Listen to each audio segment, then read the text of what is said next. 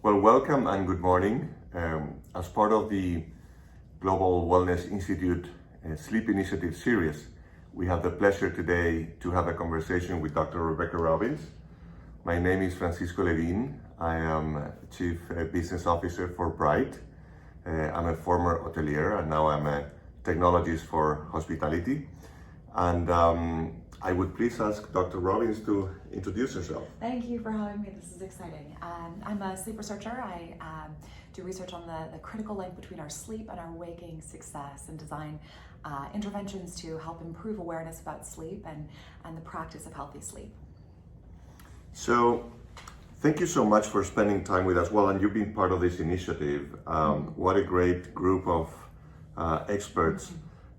We've had fantastic conversations, and we're trying to bring this content to our audience at the Global Wellness Institute. What are you seeing? What have you seen today, to date, in your research around sleep and in hotels? Well, sleep is the cornerstone of our health and has so many benefits to really every domain, from our body health to our brain health, our immune system function, our interpersonal relationships. And one of the places where the stakes are really high when it comes to sleep are in the context of a hotel. And we all can recall likely an experience where we didn't have a good night's sleep, and that's often where this is all the more clear, the importance of sleep while you're traveling. But we were interested, my colleagues and I, to see that the literature on sleep while we're traveling, it was actually surprisingly scant. And so what we did is we conducted a nationally representative survey. So we surveyed tons of individuals across the United States.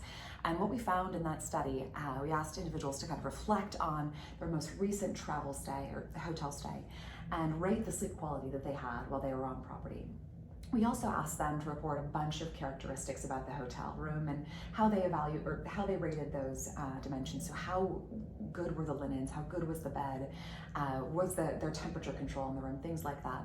We asked them to rate their sleep quality, and then we also asked them their overall satisfaction with the property. And these are questions like, would you tell a friend or a loved one about the property and the stay?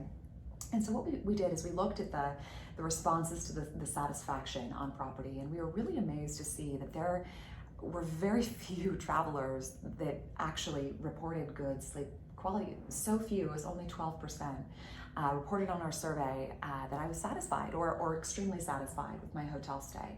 So only 12% are walking away from a hotel stay really satisfied with how they slept, and that's a tiny fraction. It could be so much stronger. That is definitely very low, because I am sure that if you take a broad sample of guest satisfaction in hotels, it should be higher.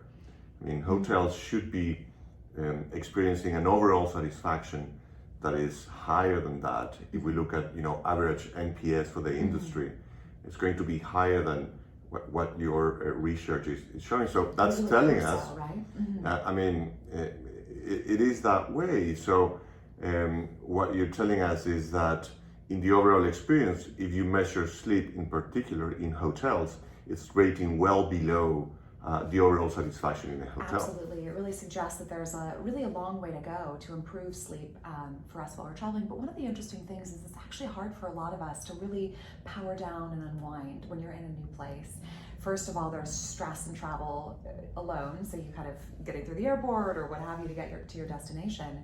But there's actually an evolutionary response that when we're in a new place, our brains are actually a little bit more on high alert, and it's harder to power down. So really creating a focus on guest sleep is all the more important for that reason. And why should we care? Why should hoteliers care about this idea of improving sleep?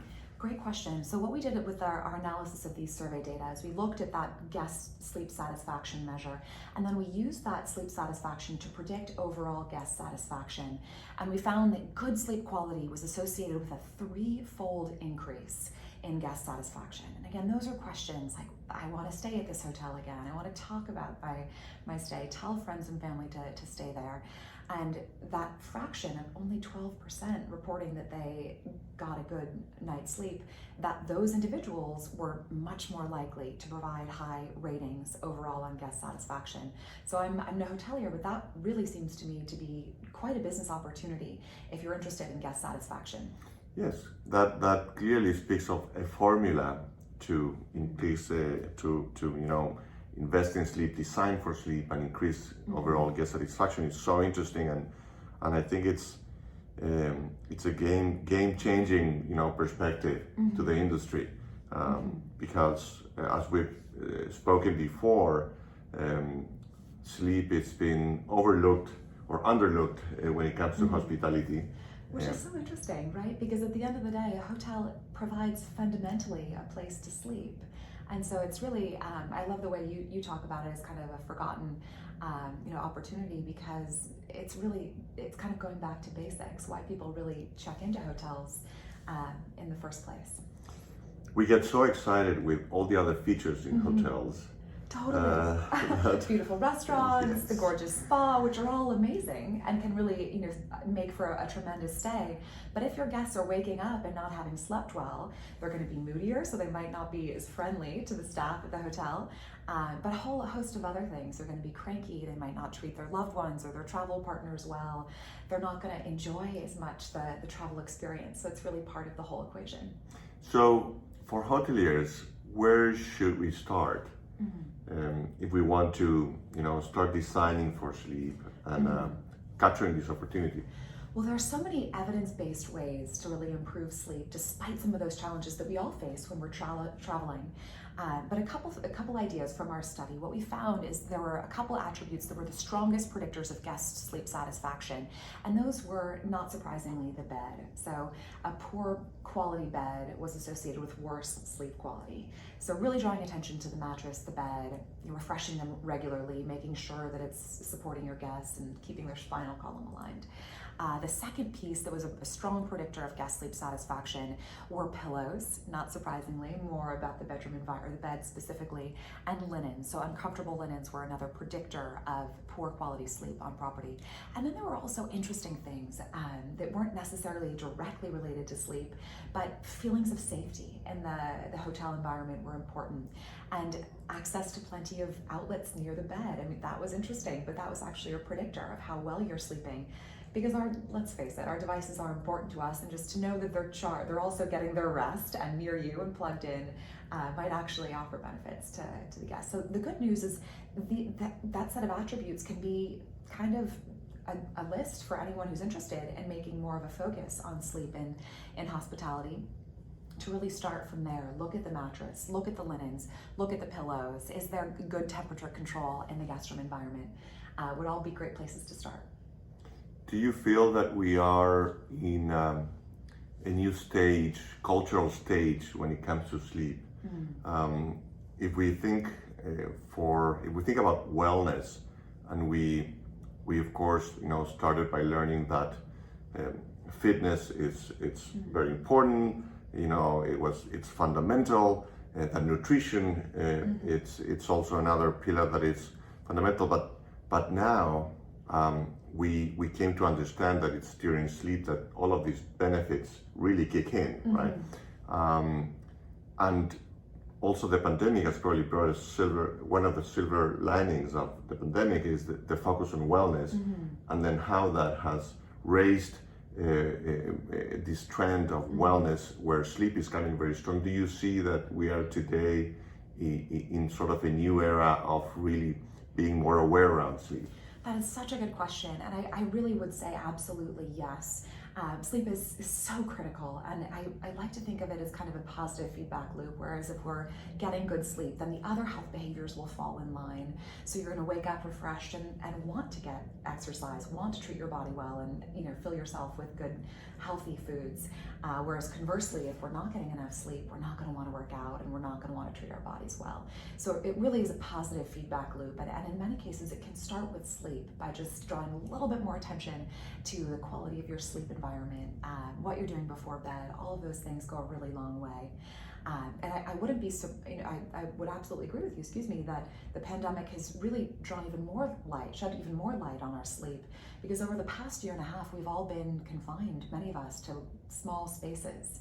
And with the stress of the pandemic around us, it's put tremendous pressure on sleep. And so our studies have shown in the early months of the pandemic that sleep actually increased. So we saw across the globe, on average, a 25-minute increase in sleep duration. And that was an objective study using pre and post data. But then as the pandemic kind of raged on, what we did see is there was just so much uncertainty, and all of our collective time in quarantine, and social distancing and all these things was extended, and uncertainties associated with the vaccine. When will it come out, and all of these questions. And now some of those have been alleviated, thank goodness. But we're still kind of in the thick of this uncertain and strange environment, and our sleep is absolutely going to be impacted. But again, the good news is there are so many things that we can do that are evidence-based. Keep a consistent routine, try to get fresh air, try to avoid caffeine. So it's also an opportunity to shed a little bit more light on the role that sleep plays in our overall health and well-being and immune system function in particular. So could I turn it to you, Francis? I'm sure. curious what you're seeing in hospitality, and what some of the trends are that you're excited about on the horizon. Thank you. Yes, so I spent a decade as a hotelier, and in hotels, we strive to create that personal, emotional connection with the guest, and this is what drives this trend of personalization. You want to have the guest feel special. That's why we strive to learn their names and a bit about their lives, and try to create connections that they will feel very special, and that would draw them to come back and have a great experience at the hotel. So personalization has been a strong trend, and if we couple that with a second trend around technology, we're seeing so many solutions come to play into hospitality that allow for unthought of levels of personalization. So technology and data really allow to capture more information about the guests and make that information available for the hotel experience.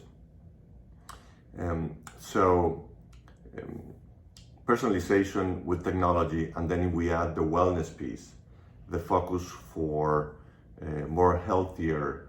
I think that prior to the pandemic, for a while the focus in hospitality was around lifestyle. Hotels where you would really enjoy the design and the experiences, and now I think that there's been a big push towards wellness experiences in the hotel, and not only in the public areas but also in the guest room. So we're seeing many technologies and solutions and ideas and packages around wellness and personalization enabled by technology coming into the guest rooms. So it's a super interesting momentum, because you're seeing that many hotels are thinking, what is the room of the future, and the guest room of the future, and I think that future is here, and where sleep is going to take a primary attention at it. So it's exciting. Totally, and seeing the trend in wellness, it's almost as though that wasn't a smaller trend, like you're saying, but it could just be travel now, almost more than a trend. Is really compelling. I think it's becoming an attribute of travel and hospitality, more than just limited to the spa or just some specific brands. I think that we will see hospitality as a whole paying much more attention to this. I can say as a travel, that's exciting that my health could be in good. I could think of my health being in good hands and not worry about getting sick or going the opposite direction on my kind of health journey when I travel, which has really been kind of counter to travel in some ways, because you go out to big meals and you get off your exercise routine. So to help stay on track would be really an exciting future direction, and hopefully with sleep at the forefront. Although we're a little biased. I believe so. So thank you so much. This has been such an interesting conversation. So I really enjoyed it. And thank you for being part of the Sleep Initiative. Oh, it's my pleasure. My pleasure as well. Have a great day. Well. Thank you.